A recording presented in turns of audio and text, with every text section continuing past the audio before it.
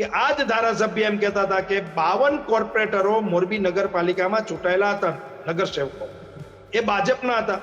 અને કાંતિભાઈ ધારાસભ્ય ત્યારે કહેતા હતા કે આ તિજોરી સંપૂર્ણ સાફ આ ભાજપની નગરપાલિકાએ કરી નાખી છે. આવું ધારાસભ્ય સ્ટેટમેન્ટ આપતા હતા. આમ છતાં એક પણ કાઉન્સિલર કે એક પણ અધિકારી ઉપર એક પણ પ્રકારની એફઆઈઆર થઈ નથી. તો હું ચોક્કસ માનું છું કે મોરબીની જે નરકાગાર જેવી પરિસ્થિતિ છે એની પાછળ કોઈ જવાબદાર હોય તો એ મોરબીનું રેઢિયાર તંત્ર અને એના નેતાઓ છે. અને આ જ રીતની રાજનીતિ જો કાંતિભાઈ કરતા રહેશે તો કાંતિભાઈને બહુ મોટું નુકસાન ભોગવવાનો વારો આવશે. અને કોંગ્રેસ જે સાવ તળિયે વહી ગઈ છે એ બેઠી થતી આજના આંદોલન પછી દેખાઈ રહી છે. અને 2 કરોડ રૂપિયાની વાતો કરવા વાળા વ્યક્તિ આટલા બધા રૂપિયા લાવતા ક્યાંથી હશે? ભાઈ મનોજભાઈ કીધું ભ્રષ્ટાચાર ખૂબ વધ્યો છે. કેમ 2 કરોડ રૂપિયાની તમે ચેલેન્જ આપી શકો છો? તો ભાજપનું તંત્ર ક્યાં વહી ગયું? તપાસ કરો ભાઈ, કેવી રીતે પૈસા આપવાના છે. આમ છતાંય જો અહંકારી નેતા તરીકે કાંતિભાઈએ કોઈ સ્ટેટમેન્ટ આપ્યું હોય તો આવા આમ આદમી પાર્ટી પાસે અનેક પ્રવક્તાઓ છે જે કાંતિભાઈનો જવાબ દઈ શકે એમ હતા. હવે એનો જવાબ ગોપાલભાઈએ દીધો એટલે વાત મોટી થઈ કે દરેક વાતમાં ગોપાલભાઈએ ટીકા ટિપ્પણીમાં હવે પડવું ન જોઈએ. હવે ધારાસભ્ય છે, આજે ભાજપ પાસે 160 જેટલા ધારાસભ્યો છે. રોજ આવા નવા તૂતક રોજ આવવાના છે. સરકારની નિષ્ફળતા ઢાંકવા માટેના પ્રયત્નો થવાના છે. અને દરેક વાતે ગોપાલભાઈએ આ વિષયમાં પડવું ન જોઈએ. અને મારું એવું માનવું છે કે એમને જે પ્રજાએ મેન્ડેટ આપ્યો છે એ પ્રજાના ઘણા બધા પ્રશ્નો આજે વિસાવદર, ભેસાણ અને જુનાગઢ તાલુકાના ગામડાઓના છે. આ વિષયને પ્રાયોરિટી આપી અને આવી કોઈ માથાકૂટમાં પડ્યા વગર એને એના દમખમ બતાવવું જોઈએ. જે મનોજભાઈ અમને સલાહ આપે છે ને એ ગોપાલભાઈ જાણે છે, એટલે તો ગોપાલભાઈ ધારાસભ્ય થઈ ગયા છે. કારણ કે સંઘર્ષનો રસ્તો એમને છોડ્યો નથી, કોઈ જગ્યાએ સેટ થવાની કોશિશ કરી નથી. એટલે ગોપાલભાઈ ભલીભાંતિ જાણે છે. પણ કાંતિભાઈ જેવા વ્યક્તિઓના અહંકારને શાંત કરવા માટે અહંકારીઓને બતાવવું પણ જરૂરી છે કે ખોટા અહંકારમાં તમે સ્ટેટમેન્ટ આપો તો આ ગુજરાતનો યુવાન ચટ્ટાનની માફક તમારી સામે ઉભો રહેવાની ક્ષમતા ધરાવે છે. નમસ્કાર મિત્રો, ગુજરાતમાં આમ આદમી પાર્ટીની સ્થિતિ, તેમના નેતાઓ, ભારતીય જનતા પાર્ટી સાથે તેનો ટકરાવ. વાત એ છે કે એક તરફ મોરબીની ઘટના સામે આવી, બીજી તરફ જામીન રદ થયા છે ચૈતરભાઈ વસાવાના. બંને મુદ્દે વાત કરવી છે. આપણી સાથે સુરતથી આમ આદમી પાર્ટીના રજનીકાંત વાઘાણી જોડાયા છે. રજનીભાઈ, પહેલા તો એ કહો કે જે ઘટના ગાંધીનગરમાં બની આજે, કાંતિભાઈ મોરો આપવાની વાત કરતા હતા, ગાંધીનગર પહોંચી ગયા અને ત્યાં પણ તેમણે ગોપાલભાઈની રાહ જોઈ. આ શું દર્શાવે છે? આ ચેલેન્જની રાજનીતિ ગુજરાતમાં ક્યાં સુધીના આ થઈ શું રહ્યું છે ખરા અર્થમાં? ધાર્મિકભાઈ, આ તમે જે વાત પૂછી છે એ બહુ સારી વાત છે કે ચેલેન્જની રાજનીતિ. હકીકતમાં કોઈ પણ ચૂંટાયેલા જનપ્રતિનિધિએ ચેલેન્જની રાજનીતિ કરવી હોય તો એવી રાજનીતિ કરવી જોઈએ. અમારી દ્રષ્ટિએ આમ આદમી પાર્ટીના જવાબદાર વ્યક્તિ તરીકે હું કહીશ કે ચેલેન્જ શું કરાય, તો ચેલેન્જ કાંતિભાઈ એવી કરવી જોઈએ કે મારા વિસ્તારમાંથી એક પણ ખરાબ રોડ તમે બતાવો. મારી મોરબી વિધાનસભામાં એક પણ ખેડૂતને એમના ખેતરમાં જે પાક ઉગે છે એમના ભાવ ન મળતા હોય, એમને સારા ભાવ ન મળતા હોય તો એવો એક ખેડૂત બતાવો. મારી વિધાનસભાની અંદર ખેડૂતને ખાતરનો કોઈ પ્રોબ્લેમ ન હોય એવી મેં વ્યવસ્થા કરી છે. જો કોઈ ખેડૂત ખાતર વગરનો હેરાન થતો હોય, ખાતર ન મળતું હોય તો બતાવો. આવી ચેલેન્જ કરાય. પણ કાંતિભાઈ કામ નથી કર્યા. અને જ્યારે આખું આ પ્રકરણ ઊભું થયું, લોકોનો જે વિરોધ થયો, લોકોએ વિરોધની અંદર જે કીધું કે આટલા વર્ષોથી અમે કાંતિભાઈને મત આપીએ છીએ, તેમ છતાંય અમારું કામ ન થતું હોય તો હવે અમારે વિસાવદર વાળી કરવી પડશે.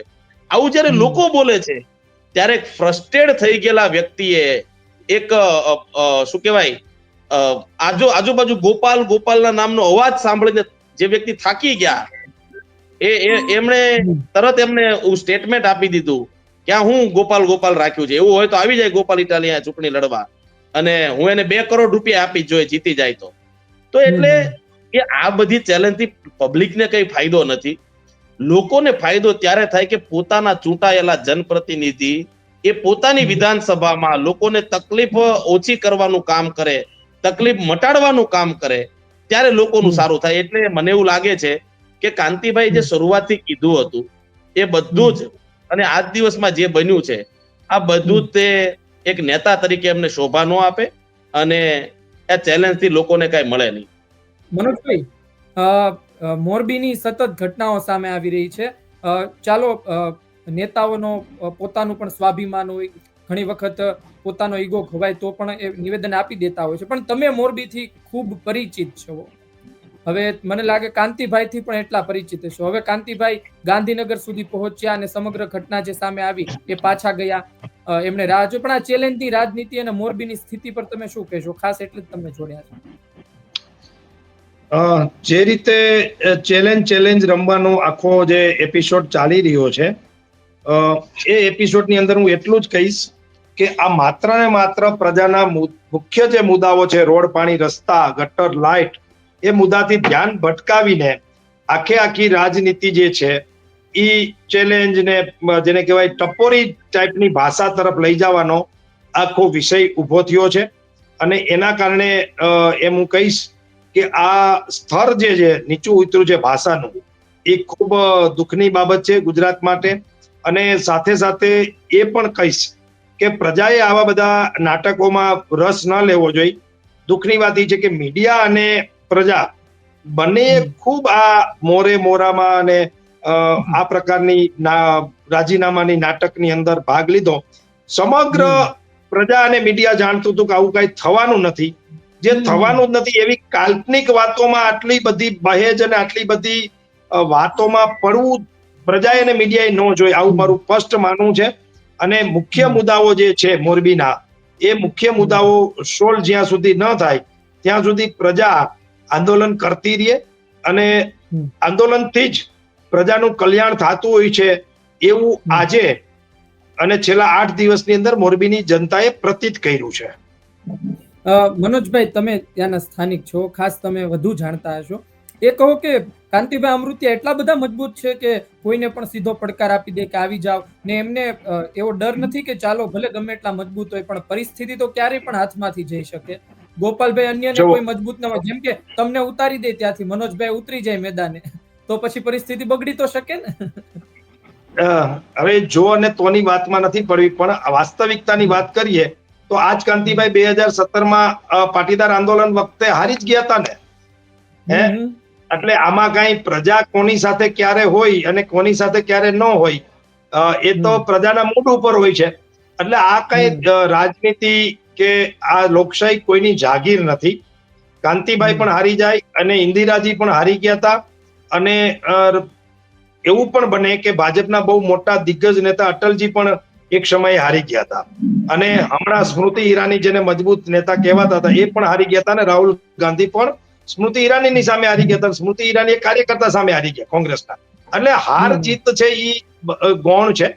અને હાર જીતની અંદર પડવા કરતા હાર્યા પછી પણ પ્રજાની વચ્ચે કોણ રહે છે, લોકોનું કામ કોણ કરે છે, અને જીતા પછી પણ કામ કોણ નથી કરતું, આનું મૂલ્યાંકન ખરેખર થવું જોઈએ. પણ એ મૂલ્યાંકન થવાની જગ્યાએ વાહિયાત વાતોમાં ખૂબ સમય આપણે પસાર કરતા હોય છીએ. અને મોરબીની પરિસ્થિતિ જ આટલી ખરાબ છે એવું નથી ભાઈ. આખા ગુજરાતમાં રોડ રસ્તાની આ પરિસ્થિતિ છે. એટલે દિવસે ને દિવસે આ આંદોલનો મોટા થવાના છે, વધુ તીવ્ર થવાના છે. અને ગુજરાતની સરકારને આના માટે વિચારવું પડશે. પરંતુ અત્યારે બધા આ થીગડા લાગી રહ્યા છે. મારે ખાસ એ કેવું છે કે આ સમસ્યાનું મૂળ છે ને ભ્રષ્ટાચાર છે.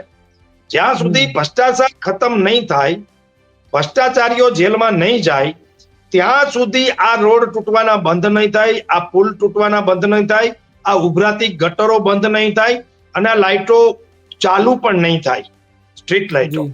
જ્યાં સુધી ભ્રષ્ટાચાર પાયામાં છે. હું તમને ચેલેન્જ સાથે કહું છું કે આ જ ધારાસભ્ય એમ કહેતા હતા કે 52 કોર્પોરેટરો મોરબી નગરપાલિકામાં ચૂંટાયેલા હતા, નગરસેવકો, એ ભાજપના હતા. અને કાંતિભાઈ ધારાસભ્ય ત્યારે કહેતા હતા કે આ તિજોરી સંપૂર્ણ સાફ આ ભાજપની નગરપાલિકાએ કરી નાખી છે. આવું ધારાસભ્ય સ્ટેટમેન્ટ આપતા હતા. આમ છતાં એક પણ કાઉન્સિલર કે એક પણ અધિકારી ઉપર એક પણ પ્રકારની એફઆઈઆર થઈ નથી. તો હું ચોક્કસ માનું છું કે મોરબીની જે નરકાગાર જેવી પરિસ્થિતિ છે એની પાછળ કોઈ જવાબદાર હોય તો એ મોરબીનું રેઢિયાર તંત્ર અને એના નેતાઓ છે. અને આ તો જ સુધરે જો મોરબીની જનતા જાગૃત થાય અને ભ્રષ્ટાચાર બંધ થાય. હા, રજનીકાંતભાઈ પાસે મારે જવું છે. મારે એક સવાલ તમને વચ્ચે પૂછી લેવો છે કે બ્રિજેશભાઈ મેરજા છે એ જીત્યા હતા, આજે તો ભાજપમાં વ્યા ગયા, એમની ટિકિટ પણ કપાઈ ગઈ. હવે વિરોધ પક્ષ જેવું કઈ મોરબીમાં છે કે નહીં, અને નથી એટલા માટે કાંતિભાઈ એટલા કોન્ફિડન્સ સાથે બધું બોલે છે? ના, એવું તો નથી. આજે કાંતિભાઈ જયારે રાજીનામાનું નાટક અથવા તો ખેલ ચાલતો હતો ગાંધીનગર, ત્યારે જ મજબૂતાઈથી વિપક્ષની ભૂમિકામાં કદાચ ઘણા વર્ષ પછી પ્રથમવાર કોંગ્રેસ આ તાકાતમાં દેખાણી હતી. અને કોંગ્રેસે આજે તાકાત બતાવી, પ્રજાના પ્રશ્નો માટે લડતી હોય એવું ઘણા સમય પછી કોંગ્રેસે પણ દમ બતાવ્યું. અને જો આ દમખમ ચાલુ રહે અને આ જ રીતની રાજનીતિ જો કાંતિભાઈ કરતા રહેશે તો કાંતિભાઈને બહુ મોટું નુકસાન ભોગવવાનો વારો આવશે. અને કોંગ્રેસ જે સાવ તળિયે વહી ગઈ છે એ બેઠી થતી આજના આંદોલન પછી દેખાઈ રહી છે. જી, રજનીકાંતભાઈ, તમારી પાસે આવી રહ્યો છું. ખાસ વાત એ કહો કે જેમ કે મારી પર કોઈ આક્ષેપ કરે, મને કોઈ ખરાબ કહે તો એ બધું ઠીક છે, પણ જવાબ આપો એટલે આ મામલો હોય એ લાંબો થાય, એ મામલો ખેંચાય. ગોપાલભાઈને લઈને કહ્યું, ગોપાલભાઈને ચેલેન્જ આપી, પણ તમને લાગે છે કે ગોપાલભાઈ જવાબ નહોતો દેવો, આ વાત કરી ત્યારબાદ મામલો વધુ ખેંચાયો? ના, એવું કઈ નથી ધાર્મિકભાઈ. ગોપાલભાઈએ જવાબ આપ્યો છે તો ગોપાલભાઈ એવું કહ્યું છે, કારણ કે જ્યારે કોઈ નેતા એક અહંકારની ચરમસીમા ઉપર જતા રહે અને એક એવી ભાષા બોલે કે ભાઈ શું ગોપાલ કર્યું છે, આવી જાય અહીંયા ચૂંટણી લડવા માટે થઈને હું 2 કરોડ રૂપિયા આપીશ, તો ગોપાલભાઈએ કીધું આમ આદમી પાર્ટી તૈયાર છે. એને ચૂંટણી જો રાજીનામું આપતા હોય અને સીટ ખાલી કરતા હોય તો અમે ચૂંટણી લડવા તૈયાર છીએ. અમારી પાસે તો એવા ઘણા બધા ગોપાલ હવે તૈયાર થઈ ગયા છે કે જે લોકોની માટે થઈને ખરી રીતે લોકોનું કામ કરવા માટે થઈને લોકોનો અવાજ બનવા તૈયાર છે. ત્યારે આમ આદમી પાર્ટી ના જવાબદાર વ્યક્તિ તરીકે હું ફરી વખત એ કહેવા માંગીશ કે કાંતિભાઈ જે આખું આ નાટક કર્યું, મનોજભાઈ બહુ સારી કરી કે હકીકતમાં જે વસ્તુ થવાની જ નહોતી એ કલ્પના પાત્ર વાતો બધી કાંતિભાઈ શરૂઆત એમણે કરી હતી. તો આ તો કેવી વાત થઈ. પછી જયારે ગોપાલભાઈ કીધું કે યસ અમે ચેલેન્જ સ્વીકારીએ છીએ, તમે રાજીનામું આપો, એટલે કાંતિભાઈ ફરી ગયા તો કે હવે ગોપાલભાઈ રાજીનામું આપે.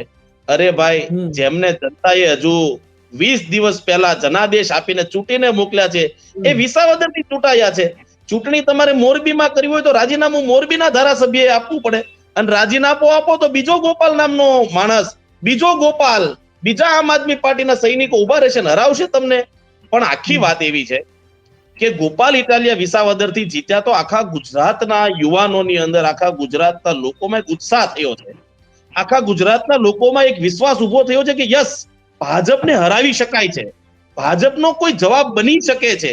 એટલે હવે લોકો સ્વયંભૂ રીતે આંદોલનના રૂપમાં બહાર નીકળી રહ્યા છે. અને જ્યારે લોકો એમ કહે છે કે વર્ષોથી અમે જેને મત આપીએ છીએ જો અમારું કામ ન કરતા હોય તો હવે અમારે વિસાવદર વાળી કરવી છે, એટલે કે ભાજપ બોખલાઈ ગયું. અને ભાજપ બોકરાણું એટલે કે કાંતિભાઈ એના પેલા રૂપમાં બોલ્યા છે કે ભાઈ ગોપાલ અહીંયા આવીને ચૂંટણી લડી જાય.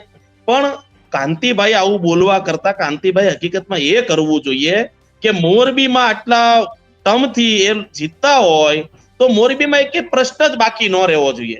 અને 2 કરોડ રૂપિયાની વાતો કરવા વાળા વ્યક્તિ આટલા બધા રૂપિયા લાવતા ક્યાંથી હશે? ભાઈ મનોજભાઈ કીધું ભ્રષ્ટાચાર ખૂબ વધ્યો છે. કેમ 2 કરોડ રૂપિયાની તમે ચેલેન્જ આપી શકો છો? તો ભાજપનું તંત્ર ક્યાં વહી ગયું? તપાસ કરો ભાઈ, કેવી રીતે પૈસા આપવાના છે. સાચી વાત તો એ છે કે 2 કરોડ રૂપિયા એક સામાન્ય માણસને કમાવામાં વર્ષો વ્યા જાય. કદાચ હું તો એવું કહું છું કે કરોડપતિ પણ ના બને. આપણે તો કરોડવા ભેગા થાય એટલે કરોડપતિ ને બધા કહેવા મળે કે ભાઈ આ તો કરોડપતિ થઈ ગયા છે. પણ ઈ સ્તર સુધી પહોંચવું પણ અત્યારના સમયમાં ખૂબ મુશ્કેલ બની ગયું છે. તમે સીધી રીતે ચાલો તો. મારે તમને પૂછવું છે કે આ ઉમેશભાઈ હવે સામે આવ્યા. ગાંધીનગરમાં ન તો ગોપાલભાઈ આવ્યા, ન તો આપના નેતાઓ આવ્યા. કાંતિભાઈ પાછા આવ્યા ગયા, પણ ઉમેશભાઈ આવ્યા. ઉમેશભાઈ પાછું ત્યાં આવીને એવું કીધું કે આ ગોપાલભાઈ છે, આ કાંતિભાઈ છે, એ બધા મૂળ મુદ્દા ઢાંકી રહ્યા છે. એ બ્રિજ તૂટ્યો એ મામલો ઢાંકવા માટે આ લોકોએ આવું કાવતરું ઘડ્યું. કમલમથી કાવતરું ઘડાયું અને આમ આદમી પાર્ટી અને કોંગ્રેસ આ બંનેમાં એજન્ટો બધા ભાજપના છે એ ભાજપે મૂકેલા છે ને એને જીતાડ્યા છે. આવું નિવેદન એમણે આપ્યું. હવે ઉમેશભાઈના નિવેદનની તો મારે ચર્ચા જ કરવાની જેમને લોકોએ જનાદેશ આપ્યો હોય, લોકોએ જે સિમ્બોલ ઉપર ઉમેશભાઈને મત આપ્યા છે, તો એ જનતાની માટે થઈને ઉમેશભાઈએ એ સિમ્બોલની સાથે ઉભું રહેવાનું હતું. ઉમેશભાઈને લોકોએ મત આપ્યા છે એ વાત તો સાચી છે, પણ એમને સિમ્બોલ હતું આમ આદમી પાર્ટીનું, એટલે ઉમેશભાઈ જીત્યા છે. તો જેમણે જે મેન્ડેટ આપ્યું હોય એ મેન્ડેટ ઉપર ઉભા ન રહીએ અને પછી આપણે આવી બધી વાતો કરીએ એ ઉમેશભાઈને સારી ન લાગે. પણ એક એને વાત સાચી કીધી છે, ગંભીરા બ્રિજનો જે આખો ઘટના છે, આખા ગુજરાતની અંદર ભાજપની કિકિયારી થઈ છે કે ભાઈ આ બહુ ખોટું થઈ ગયું, અને ભાજપનો ભ્રષ્ટાચાર જ્યારે છાપરે ચડીને પોકારે છે ત્યારે ઘટનાથી દૂર કરવા, રોડ રસ્તાની વાતોથી દૂર કરવા, જે તકલીફો છે ચોમાસાની અંદર અત્યારે થઈ રહી છે એનાથી દૂર કરવા માટે થઈને ચોક્કસ એક આ પ્લાન્ટેડ આ આખી ઘટના ઊભી થઈ છે. એમાં કાંતિભાઈ જે બોલ્યા ને બધો ડ્રામા થયો, આજે તમે જોયું, મેં સોશિયલ મીડિયા દ્વારા મેં સાંભળેલી વાત છે, મેં મારા ફેસબુકમાં મૂકી છે. કાંતિભાઈએ ગઈકાલે કોઈની સાથે ટેલિફોનિક કન્વર્ઝેશન કર્યું, એમાં એમને કીધું, એ સવાલ પર હું આવી રહ્યો હતો આગળ, ખાસ કરી મનોજભાઈને પણ મારે એ સવાલ પૂછવો હતો. એમાં કાંતિભાઈ એવું બોલે છે કે હું તો મારા વટ ખાતર જાઉં છું, રાજીનામું ધરવાનું થતું નથી. યસ, રાજીનામું નથી આપવાનું, હું તો જાઉં છું. એટલે નાટક છે આ, સમજો તમે. એમાં ઉમેશભાઈ ભાઈ સોરી, એમાં વાત એવી છે, ક્યાંક ને ક્યાંક એક હાથે તાલી નથી પડતી. છેલ્લા 5-7 દિવસથી ગુજરાતના મૂળ મુદ્દાઓ સાઈડમાં રહી ગયા. એમાં કાંતિભાઈ ને ભારતીય જનતા પાર્ટી જવાબદાર એટલી જ નથી, એટલી જ જવાબદાર ગોપાલભાઈ અને આમ આદમી પાર્ટીના મિત્રો છે. આપણે ત્યાં એક કહેવત છે કે આમ માનતા હોય તો આમ આદમી પાર્ટીના મિત્રો ગોપાલભાઈને હાથી માનતા હોય તો આપણે ત્યાં એક કહેવત છે કે ભાઈ હાથી ચાલ્યો જાય તો કૂતરું તો પૈસા રાખે. એક કહેવત, જો આ માનતા હોય તો, હું તો આવું કઈ માનતો નથી, પણ તો માનતા હોય તો. અને બીજી વાત એમ કે છે ઘણી વાર કે કોઈ કૂતરું કઈડે તો આપણે કઈડવા ન જવાય, હે, આપણે બટકું ભરવા જવાય. આમ છતાંય જો અહંકારી નેતા તરીકે કાંતિભાઈએ કોઈ સ્ટેટમેન્ટ આપ્યું હોય તો આવા આમ આદમી પાર્ટી પાસે અનેક પ્રવક્તાઓ છે જે કાંતિભાઈનો જવાબ દઈ શકે એમ હતા. હવે એનો જવાબ ગોપાલભાઈએ દીધો એટલે વાત મોટી થઈ. અત્યારે ઈસુદાનભાઈ મીડિયાના માણસ છે, હા મીડિયાના માણસ છે ઈસુદાનભાઈ, અને પાર્ટીના પ્રમુખ છે, એ પત્રકાર પણ રહી ચુક્યા છે અને પ્રમુખ પણ છે. તો આનો જવાબ મને એમ ક્યાંક લાગે છે કે આમ આદમી પાર્ટી પણ આ વિષયની અંદર એક મોટી ભૂલ એ કરી ગઈ છે કે એ ગોપાલે જવાબ દીધો. ખરેખર એ ઈસુદાનભાઈએ જવાબ દેવાની જરૂર હતી. તો મને લાગે છે કે આ વાતનું વતેસર ન થાત. અહીંયા બંને ધારાસભ્યો છે, એક હમણાં ચૂંટાણા છે, એક કદાચ સિનિયર ધારાસભ્ય જે 1 થી 10 આવે એમાં અત્યારે કાંતિભાઈ વિધાનસભામાં હશે 182માં. તો આ બંને વચ્ચે જે જીભાજોડી થઈ અને જે ભાષાનું સ્તર નીચું ગયું છે એનું નુકસાન તો ગુજરાતની પ્રજાને ગયું છે. અને છેલ્લા 5 દિવસથી આ ગોકીરો થયો છે અને બધાને જ ખબર હતી કે કોઈ રાજીનામું 2 માંથી એકેય દેવાનું નથી, પરંતુ જે આખી વાત જે છે એ જનતાની વાત સાઈડમાં રહી ગઈ અને બીજા મુદ્દાઓ ઉપર આખું ફોકસ થઈ ગયું. તો મારી વિનંતી છે સમજદાર નેતાઓને અને સમજદાર ધારાસભ્યોને કે જ્યારે વિષય ભટકાવવાની વાત આવે ત્યારે આપણે તો મૌન રહેવું જોઈએ ને, પરંતુ સત્તાધારી પાર્ટી તો આ કરવાની જ છે અને એને આ કરવું જ પડે. અને ના કરે તો બ્રિજના વિષયને લઈને, આ રોડ રસ્તા પાણી ગટરને લઈને કદાચ નવનિર્માણ જેવડું આંદોલન થઈ જાત. હું તો એવું માનું છું કે જે મોરબીથી ઉપડે છે એ ચીમનભાઈની સરકાર જતી રહે છે. મોરબી પાટીદાર અનામત આંદોલનમાં એપી સેન્ટરો 2-4 હતા, જે મહેસાણા, સુરત, બાકીના બધા, એમાંના મુખ્ય એપી સેન્ટરમાં મોરબી હતું. અને આજે પણ જ્યારે આ વિષય જનતાના પ્રશ્નોનો અને જનતાની સુખાકારીનો અને ભ્રષ્ટાચારનો આખો વિષય જ્યારે ઉપડ્યો ત્યારે મને એમ લાગે છે કે આખી વાતને કાચી કાપી અને સાઈડ ટ્રેક થઈ ગઈ. અને નહીતર ગુજરાત આખાની અંદર સરકારની સામે પ્રજા આવવાની હતી, પરંતુ ક્યાંક ને ક્યાંક ગોપાલના સ્ટેટમેન્ટે બીજી રીતે આખો મોડ આપી દીધો. અને કાંતિભાઈને ભાજપને તો આ બધું જોતું જ હોય એવું મારું માનવું છે, જેથી કરીને ક્યાંક પ્રજાના પ્રશ્નો સાઈડમાં રહી ગયા એવું મારું સ્પષ્ટ માનવું છે. રજનીકાંતભાઈ, આપની પાસે પણ આવી રહ્યો છું આ બાબતે જવાબ લેવા, પણ મનોજભાઈ આપને એક સવાલ પૂછી લઉં કે આ લોકો શું ગોપાલભાઈને સુપરમેન માને છે? પેલા એમ કે તમે મોરબી આવો, તમે લડો, જીતો, પાછા વાંકાનેરના ધારાસભ્ય સામે આવ્યા કે ત્યાં જીતી જાવ તો તમે વાંકાનેર આવજો, અમે જગ્યા ખાલી કરશું ને હું તમારી, એટલે દરેક વિસ્તારમાં પોતપોતાની રીતના લોકો મજબૂત હોય, તમે એવું માનો કે ભાઈ આને હું અહીંયા પડકાર, પોતે જવાય ને વિસાવદર? જો એમાં વિષય એટલો જ છે કે તમે માનો કે ન માનો, જ્ઞાતિવાદનું રાજકારણ ગુજરાતમાં આજેય છે, અને એ જ્ઞાતિવાદના રાજકારણમાં બધાની રીતે રાજનીતિ કરતા હોય છે. એક વાત. બીજી વાત એ છે કે અહીંયા 4 ધારાસભ્ય છે, એમાં 2 કાંતિભાઈ અને જીતુભાઈ બેન સારું ભરે છે. સામે દુર્લભજીભાઈ અને વરમોરા હળવદના ધારાસભ્ય અને ટંકારાના ધારાસભ્ય એક સાઈડ છે. કેમ એના સ્ટેટમેન્ટ નથી આવ્યા?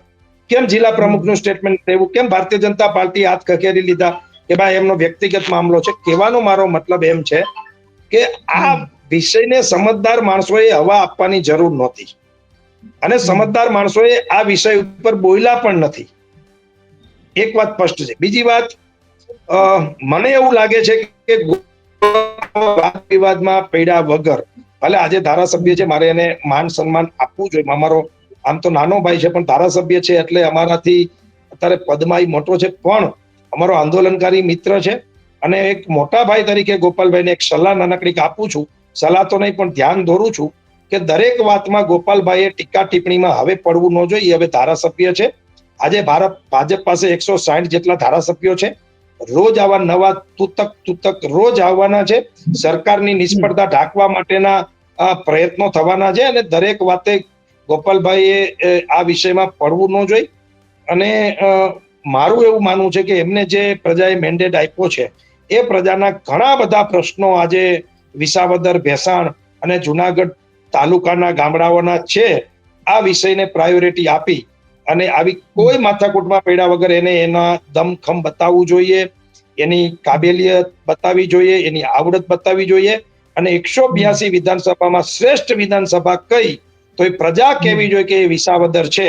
આવું એમને કામગીરી કરવી જોઈએ, એવું મારું સ્પષ્ટ માનવું છે. જી, રજનીકાંતભાઈ આપની પાસે આવી રહ્યો છું. તમે જુઓ કે કોઈ મુદ્દો મોટો બને ને, તો એમાં સૌથી મધ્યમાં શું વાત હતી કે રાજીનામું, રાજીનામું, રાજીનામું. હવે લોકોના મગજમાં સતત આ સંભળાય ને સતત ચર્ચાઓ થાય, તો પછી વિસાવદરની જનતાને પણ એક નેગેટિવ સંદેશ જાય. બધા એટલા હોશિયાર નહીં હોતા રજનીકાંતભાઈ. કેટલાય લોકોને એવું થાય, અરે ગોપાલભાઈ આ ચેલેન્જ સ્વીકારી લેશે તો કઈ થઈ જશે તો. એટલે આ પ્રકારની પરિસ્થિતિમાં જે રીતે મનોજભાઈએ કીધું કે એક ગોપાલભાઈ ઉપર પણ સવાલ થાય કે ગોપાલભાઈ જવાબ જ નહોતો આપવાનો, તો એ બાબતે શું કહેશો? ફરી વખત હું તમને કહેવા માંગીશ કે આ ભાજપના અહંકારને કોંગ્રેસે ક્યારેય જવાબ નથી આપ્યો ને, એટલે તો 35 વર્ષથી ગુજરાતની જનતા પીડાય છે.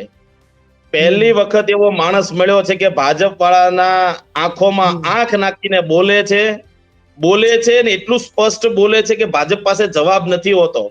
અને મનોજભાઈએ સલાહ આપવાની વાત કરી છે, કઈ વાંધો નથી. મનોજભાઈ અને ગોપાલભાઈ ને જે તે સમયે આંદોલનની અંદર સાથે હતા એવું એ કહે છે, પરંતુ આજ ગોપાલ ઇટાલિયાએ એને સારા માણસોને જવાબ આપ્યા, સમયે જવાબ આપ્યા, જેવા આપવા પડે એવા જવાબ આપ્યા. એને સતત સંઘર્ષનો રસ્તો પકડ્યો ને, એટલે આજે ગુજરાતની જનતા એને આશાનું કિરણ તરીકે જોઈ રહી છે. ફરી વખત હું તમને ગોપાલભાઈનું સ્ટેટમેન્ટ યાદ કરું. ગોપાલભાઈ એવું કીધેલું હતું કે ભાઈ તમારે જો મોરબીની અંદર ચૂંટણી જ કરવી હોય અને તમને એમ થતું હોય કે અહીંયા ચૂંટણી થાય અને તમે જોઈ લો, તો વાંધો નહીં, અમે પડકાર ઝીલવા તૈયાર છીએ, આપો રાજીનામું અને થઈ જાય ચૂંટણી. ગોપાલભાઈ કે એવું નથી કીધું હું રાજીનામું આપી દઈશ, પણ એ તો પછી કાંતિભાઈ જેવા માણસને એવું થયું કે આ તો ગોપાલે તો ચેલેન્જ લઈ લીધી, આપતા તો અપાઈ ગઈ, એટલે એમને એમ થયું કે હવે હું એવું કહું કે તમે રાજીનામું આપો તો હું આપું. એલા ભાઈ, આ તો એવી પેલી વાર્તા જેવી વાત છે કે એક વ્યક્તિની વીટી એમણે શું કહેવાય રેતીમાં સંતાડી દીધી હતી, અને પછી એ વીટી ગોતવા માટે થઈને જયારે પાછો આવે છે તો કે વીટી ક્યાં હતી, તો કે ઉપર એક વાદળ હતું, વાદળની નીચે કે મેં વીટી સંતાડી લીધી. વાદળ ત્યાં હોય નહીં, વીટી મળે નહીં. તો એની જેવી વાત છે કે જો તમને મોરબીની તકલીફ હોય, મોરબીની તમારે ચૂંટણી જોતી હોય અને તમને એટલી શરમ લાગતી હોય, તો રાજીનામું તમારે એટલા માટે દેવું જોઈએ કે મોરબીની અંદર અવડો મોટો બ્રિજ પડી ગયો, આટલા લોકો મૃત્યુ પામ્યા, એમાં કોઈનું કંઈ થયું નથી, કોઈને ન્યાય નથી મળ્યો, તો શરમ આવીને તમારે રાજીનામું આપી દેવાનું હતું. ગોપાલભાઈને તો વિસાવદરે મત આપ્યા, વિસાવદરે હજુ 20 દિવસ પહેલા જનાદેશ આપ્યો છે, ગોપાલભાઈ કઈ રાજીનામું આપે નહીં. અને આ તો વાહિયાત વાતો તમે કરી નાખી. હા, ચોક્કસથી જવાબ ગોપાલભાઈ એટલા માટે આપ્યો છે કે આ ભાજપ એના અહંકારમાં જેટલા સ્ટેટમેન્ટો આખા ગુજરાતમાં આપે છે એને આજ દિવસ સુધી એવું છે કે કોંગ્રેસમાંથી કોઈ ક્યારેય બોલતું નથી. અને ભાજપને ખબર છે કે ભાજપની સામે આંખમાં આંખ નાખીને ટક્કર આપી શકાય એવું ભાજપ જાણે છે પોતે કે કોઈ સામે વિપક્ષની અંદર નથી. ગોપાલ ઇટાલિયાને તમે વાત કરી નાખો તો આ કોંગ્રેસમાં કોઈ એવો મજબૂત માણસ નથી. એટલે કોંગ્રેસમાં કોઈ નહોતું દેખાતું ત્યારે લોકોએ ગોપાલભાઈ તરફ મીટ માંડી છે. ગોપાલભાઈ એવો મજબૂત માણસ છે કે જ્યારે જેને જે ભાષામાં જવાબ દેવા પડે એ ભાષામાં દઈ શકે છે. ચોક્કસથી એ ધારાસભ્ય બની ગયા છે.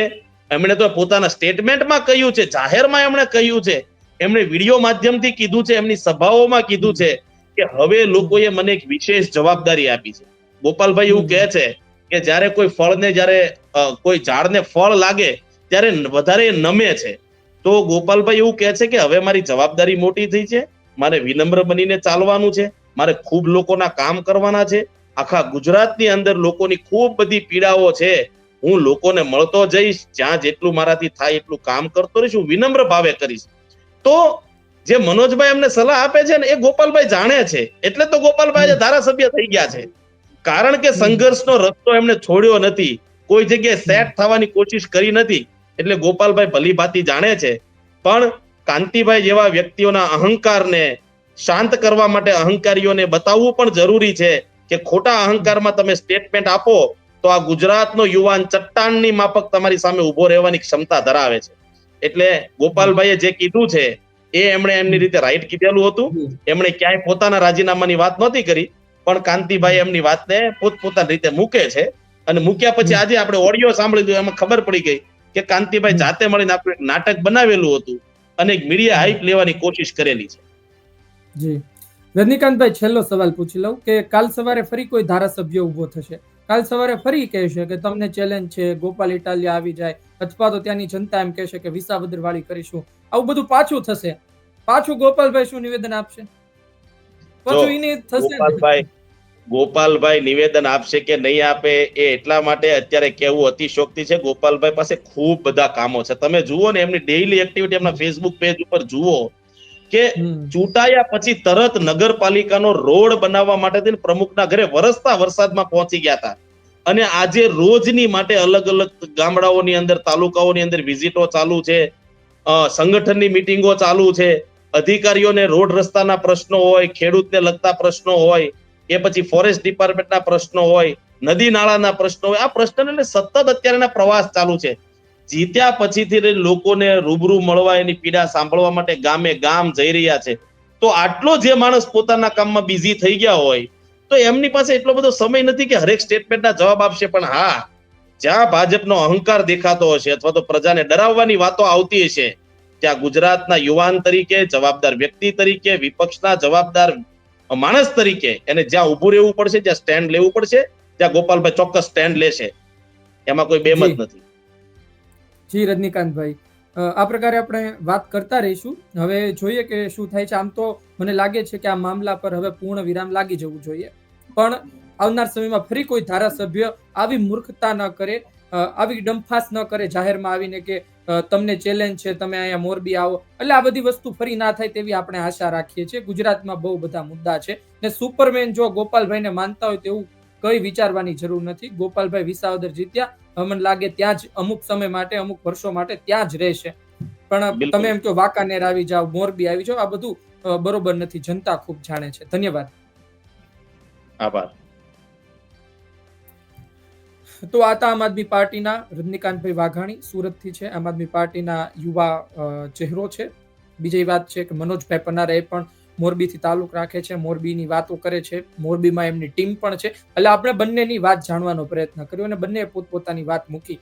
બસ વાત મૂળ એ જ છે કે જે મુદ્દા હોય છે, જેમ કે બ્રિજ તૂટ્યો તો બ્રિજ તૂટવા પર વાત થવી જોઈએ અને મુદ્દો ગયો બીજી કોર. ગોપાલભાઈની પર પણ કહેવામાં આવે છે કે ગોપાલભાઈની ભૂલ પડી ગઈ, ગોપાલભાઈએ જવાબ આપવાની જરૂર નહોતી, પણ જવાબ આપ્યો. આમ આદમી પાર્ટી કહે છે કે અમે ક્યાં કીધું કે ગોપાલ ઇટાલિયા જ લડશે. એટલે કે આ પ્રકારની વાત છે. લોકોને મનોરંજન મળે છે, પણ લોકો પાછળથી એટલા જ ગાળો પણ દે છે આ પ્રકારના ધારાસભ્યોને. આ પણ સત્ય છે. આપનું શું કહેવું છે કોમેન્ટ બોક્સમાં જરૂરથી લખજો. એ લખજો કે મોરબીના ધારાસભ્ય 2027ની ચૂંટણી જીતી શકે કે હારી શકે? શું એટલા મજબૂત છે કે કોઈ પણ ત્યાં આવે તો તેને હરાવી દે? ગોપાલ ઇટાલિયાને શું આવનાર સમયમાં ફરી કોઈ ચેલેન્જ આપે તો તેને બોલવું જોઈએ કે ન બોલવું જોઈએ?